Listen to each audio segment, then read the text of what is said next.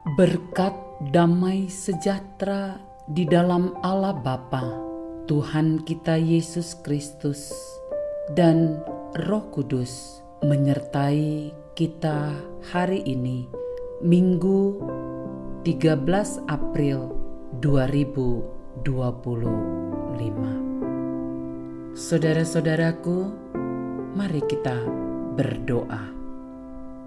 Bapa kami yang bertahta dalam kerajaan sorga, terima kasih untuk kasih setiamu yang tak pernah habis-habisnya bagi kami.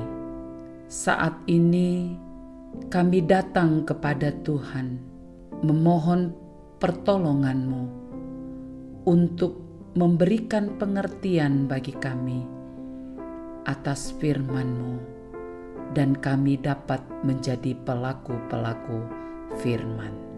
Demi nama Tuhan Yesus Kristus, Kepala Gereja, kami berdoa.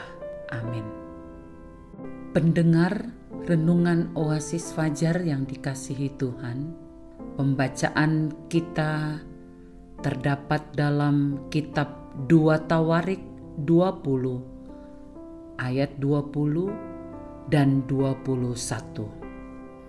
Keesokan harinya, pagi-pagi, mereka maju menuju padang gurun Tekoa. Ketika mereka hendak berangkat, berdirilah Yosafat dan berkata, "Dengar, hai Yehuda dan penduduk Yerusalem, percayalah kepada Tuhan Allahmu, dan kamu akan tetap teguh. Percayalah kepada nabi-nabinya, dan kamu akan berhasil."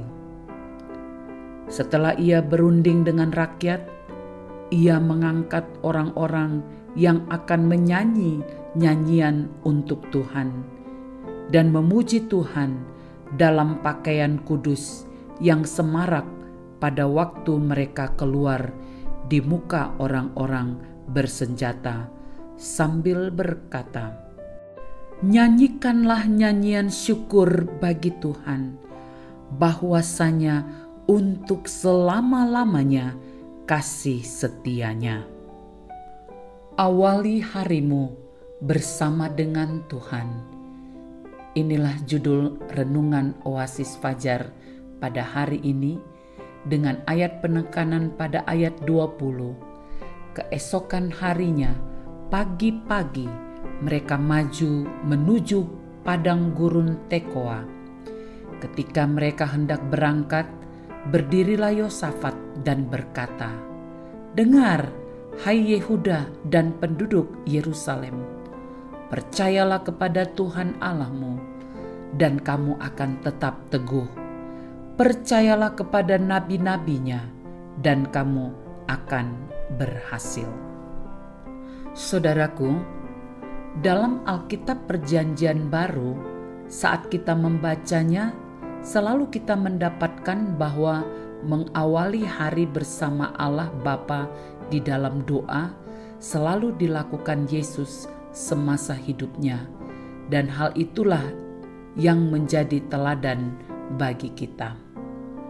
Hal yang sama juga dilakukan oleh Yosafat dalam hidupnya.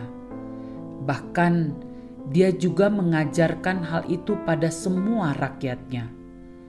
Sikap inilah yang patut dicontoh dalam hidup kita. Walaupun tidak semua kita memiliki rakyat seperti Yosafat, tapi hampir semua kita memiliki anak, baik secara fisik maupun secara anak rohani, yang pasti sangat membutuhkan bimbingan dari kita sebagai orang tua jasmani dan rohaninya. Karena itulah kita harus memberikan contoh dan teladan pada mereka. Untuk itulah kita harus bertingkah laku sesuai dengan firman Tuhan. Karena perbuatan yang kita lakukan lebih nyaring bunyinya daripada nasihat yang kita berikan kepada mereka. Karena itulah kita harus mengawali hari kita bersama Tuhan dengan berdoa, membaca firman-Nya, merenungkan, dan melakukannya. Bahkan lebih daripada itu, firman Tuhan harus kita terapkan dalam hidup sehari-hari dan menjadi landasan dari langkah hidup kita.